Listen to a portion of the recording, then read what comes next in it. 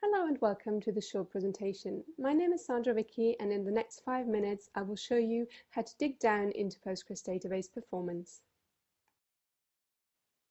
If a critical database or even a non-critical database is slow, typically the DBAs get called quite quickly. Performance issues can have multiple reasons and they're not always easy to find. But when you have the right tools to help you, troubleshooting is a lot easier and more efficient. To analyze what's going on inside a Postgres database, EDB developed Drita, the instrumentation in EDB Postgres Advanced Server. It can easily be turned on in the configuration or in the command line using timed statistics.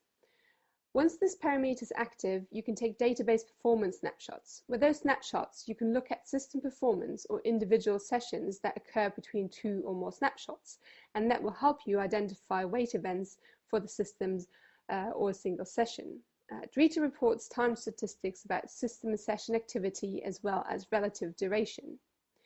When using Drita for performance tuning, I recommend that you look at the top wait events and focus on any that are not in proportion to the total duration of a query or the time window you're looking at to identify potential bottlenecks.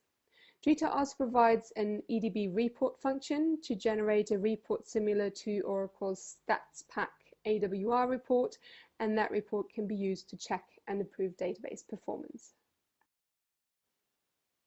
Okay, so let's get started by creating a snapshot, and that's done by select EDB snap. Let's just check the snapshots we've got now, so select get snaps.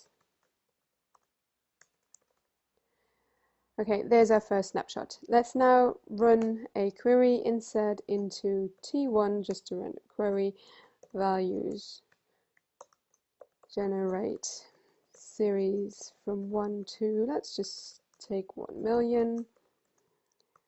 There we go. And let's take another snapshot using select EDB snap, and let's take a look at the ones that we have. Okay, there are our snapshots. So to analyze those, we can use a couple of different commands. If we just wanted to look at the system report, we can use sysrpt, and we want to get a system report from snapshot 24 to snapshot 25, and we want to get the 5 top wait events.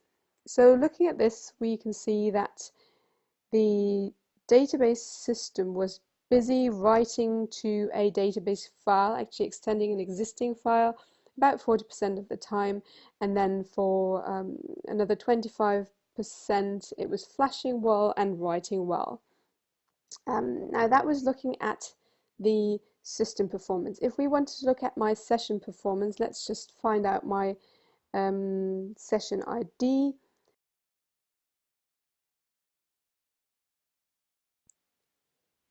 So here's my ID,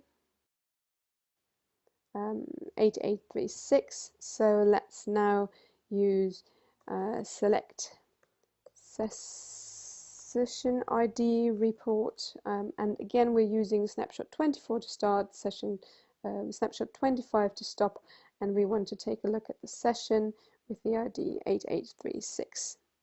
Okay, and here we go. We can see that this particular session in the time from 12:41 and 11 seconds to 12:41 and 43 seconds has spent 93.72% of its time writing to an existing database file. Some 6% of its time it's spent on creating the query plan, and when it started, probably it read the database file. Of course, it's not just about recording this data, but also about interpreting it. And we have not seen any bottlenecks in this example, as we did not experience any performance issues during my test.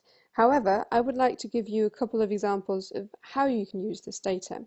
So if you, for example, saw many checkpoint waits, you could try to adjust your checkpoints to occur more frequently to be less intrusive. Or if you saw an awful lot of SQL parse waits, then you could try to use prepared statements.